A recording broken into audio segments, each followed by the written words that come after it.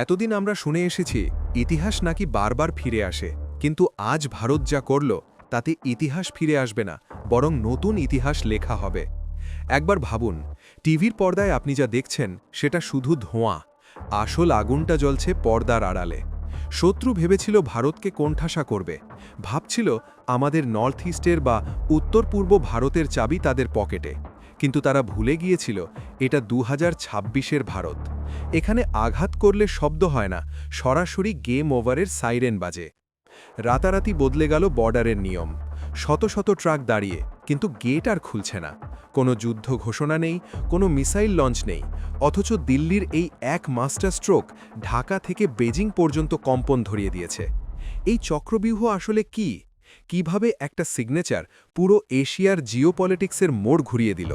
চলুন ডিকোড করা যাক সেই সত্য যা মেইনস্ট্রিম মিডিয়া আপনাকে হয়তো খুলে বলছে না।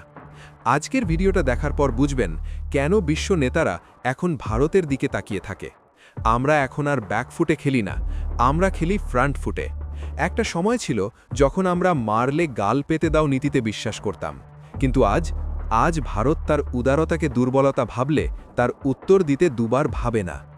এই যে বর্ডারে কড়াকড়ি, এই যে ইনফ্রাস্ট্রাকচারের মাস্টার প্ল্যান, এগুলো কোনো সাধারণ ঘটনা নয়, এটা হলো ভারতের আত্মসম্মানের গর্জন।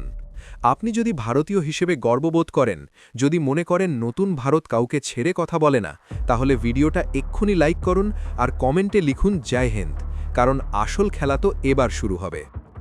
আরও গভীরে যাবার আগে একটা ছোট্ট কথা। 2026-এ শুধু পরিশ্রম নয়, কৌশলী আয়ের নতুন অস্ত্র। এই কৌশলটা সহজভাবে জানতে চাইলে একবার দেখুন আমাদের চ্যানেল বেঙ্গল মানি মেন্টর। ফার্স্ট কমেন্টে লিঙ্ক আছে, দেখবেন আপনার আর পরিবারের ইনকামের দিকটা বদলে যেতে পারে। আসুন এবার আবেগের জায়গা থেকে বেরিয়ে একটু লজিক বা যুক্তি দিয়ে ব্যাপারটা বুঝি। কেন ভারত হঠাৎ এত কঠোর হলো? এর টেকনিক্যাল কারণটা কি? সবকিছুর সূত্রপাত কিন্তু ঢাকায় নয়, হয়েছিল চীনে।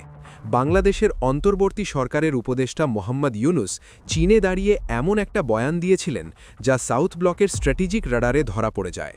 উনি বলেছিলেন ভারতের নর্থ ইস্ট হল ল্যান্ডলকড বা চার দিক দিয়ে স্থলবেষ্টিত, আর এর একমাত্র নিঃশ্বাস নেবার রাস্তা হল বাংলাদেশ।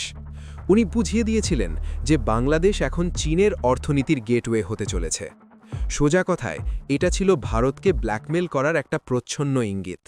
ভারত সরকার বুঝতে পেরেছিল আজ যদি এই লজিস্টিক সাপ্লাই চেনের ওপর হ্রাস না টানা হয়, তবে ভবিষ্যতে শিলিগুড়ি করিডোর বা নর্থ ইস্টের সুরক্ষা বড়সড় প্রশ্নের মুখে পড়বে।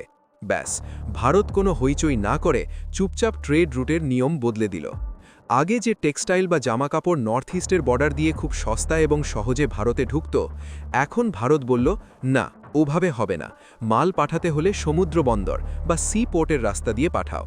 লজিকটা বুঝুন, স্থলপথে বা ল্যান্ড পোর্টে মাল পাঠাতে যা খরচ হতো, সমুদ্র পথে পাঠাতে খরচ তার থেকে কয়েক গুণ বেশি, আর সময়ও লাগবে অনেক বেশি।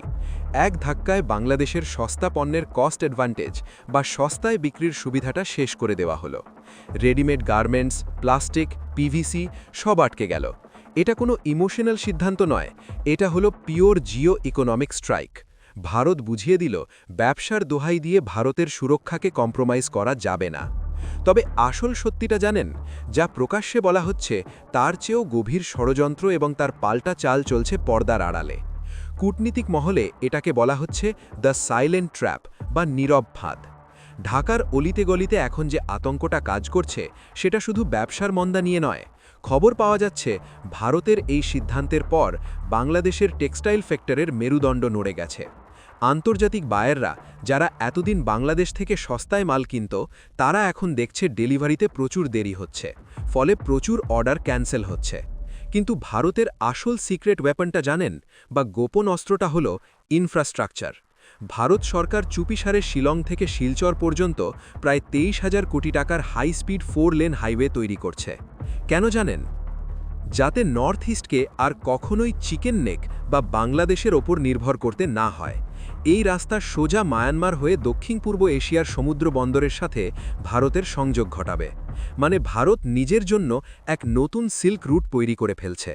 এতদিন বাংলাদেশ ভাবত ভারতকে তাদের দরকার, কিন্তু এই নতুন চালে ভারত প্রমাণ করে দিল ভারতের বাংলাদেশের দরকার নেই, বরং বাংলাদেশেরই ভারতের দরকার। চীনের সাথে হাত মিলিয়ে ভারতকে চাপে ফেলার যে ব্লুপ্রিন্ট তৈরি হয়েছিল, ভারত সেটাকে নিজের ইনফ্রাস্ট্রাকচারাল ডেভেলপমেন্ট দিয়ে ধূলিসাৎ করে দিল। এটাকে জিওপলিটিক্সের ভাষায় বলা হয় স্ট্র্যাটেজিক ডিকাপলিং, অর্থাৎ শত্রুর ওপর নির্ভরতা কমিয়ে তাকে অপ্রাসঙ্গিক করে দেওয়া। বর্ডারে এখন বিএসএফের free hand, drone surveillance, hitech camera আর জিরো টলারেন্স নীতি। দিল্লির স্বরাষ্ট্র উপদেষ্টা যতই অভিযোগ করেন না কেন, ভারত সাফ জানিয়ে দিয়েছে নিজের সুরক্ষা নীতির ওপর দিল্লি কারুর জ্ঞান শুনবে না। তাহলে এরপর কি? পিকচার তো আভি বাকি হ্যাঁ বন্ধুরা। আগামীকাল যখন সূর্য উঠবে, তখন এশিয়ার মানচিত্র হয়তো একই থাকবে, কিন্তু ক্ষমতার ভরকেন্দ্র বা পাওয়ার সেন্টার পুরোপুরি শিফট হয়ে যাবে দিল্লির দিকে। ভারত যে বার্তাটা দিল, সেটা শুধু বাংলাদেশের জন্য নয়, এটা সরাসরি বেজিংয়ের জন্য একটা ওয়ার্নিং। যে দেশ ভারতের সাথে সততার সাথে চলবে, ভারত তাকে বুকে টেনে নেবে, যেমনটা আমরা অতীতেও করেছি। কিন্তু যারা ভারতের উদারতাকে দুর্বলতা ভেবে পেছনের দরজা দিয়ে চীনের এজেন্ডা বাস্তবায়ন করতে চাইবে, তাদের জন্য ভারতের দরজা এবং রাস্তা দুটোই বন্ধ হয়ে যাবে। বাংলাদেশের ব্যবসায়ী মহল এখন প্রশ্ন তুলছে, চীন কি এই লোকসান ভরাতে আসবে? উত্তরটা আমরা সবাই জানি। ভারত 2026-এ দাঁড়িয়ে বুঝিয়ে দিল, এশিয়ায় থাকতে হলে ভারতের সাথে সমানে সমান সম্মান দিয়ে চলতে হবে। কোনো দাদাগিরি বা ব্ল্যাকমেল আর চলবে না। আপনার কি মনে হয়, ভারতের এই কঠোর অবস্থান কি সঠিক, নাকি আমাদের আরও নরম হওয়া উচিত ছিল? আপনার সুচিন্তিত মতামত নিচে কমেন্টে অবশ্যই জানান, আর ভিডিওটা শেয়ার করে সবাইকে জানিয়ে দিন নতুন ভারত জেগে উঠেছে। দেখা হচ্ছে পরের ভিডিওতে আরও এক রোমহর্ষক জিওপলিটিক্যাল আপডেট নিয়ে। ততক্ষণ পর্যন্ত জয় হিন্দ।